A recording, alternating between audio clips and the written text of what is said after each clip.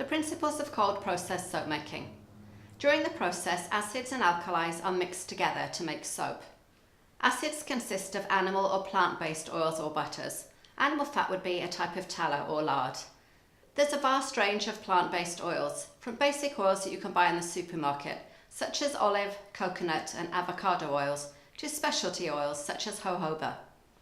There are a range of butters, such as commonly known butters like coconut and shea, to mango and avocado. These oils have to be heated, turned into a liquid form, and mixed together. So how do you choose your oils? Well, I simply started with a mixture of coconut and olive oil because these were available in my local supermarket. Each oil and butter has different characteristics, such as lathering well, hardening easily, or moisturizing. Once you've decided what type of bar of soap you'd like to make, you can choose your oils accordingly, and then mix and match them to get the results that you want. There's further information on this in the resources. An alkali solution, which is usually sodium hydroxide mixed with water, is created. The soap making process is called saponification. This just means the chemical process of mixing the acid and the alkali, resulting in soap. Each oil has its own saponification value, or basically the amount of lye it takes to turn 1 gram of oil into 1 gram of soap. This is just a mathematical formula.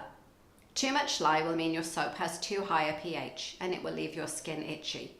Too little lye will mean a soft and greasy soap. Originally, you had to calculate how much each individual oil or butter would need and then add them all together. However, there are now online lye calculators or apps where you simply enter the ingredients you're using, and the calculator will calculate the total amount of lye and water that you'll need for your recipe. So that's great time saving. I have listed sources for these in the resource section. You can also superfat your soap. This basically means creating a lye discount, which means that the percentage of oils in your soap that have not been turned into soap, saponified, and are left in your soap to add nourishing qualities. I usually use a 5% superfat. You need to be careful because if you use more than 10%, you can get a soft soap, which doesn't lather well because of the amount of oil that's left behind in it. To make the soap, the water and lye solution is added to the oil mixture. The solutions mix or emulsify together. The resulting mixture is beaten until a trace is formed. This looks like the trail that is formed when making a pudding, and when you drizzle the mixture, a trail is left behind.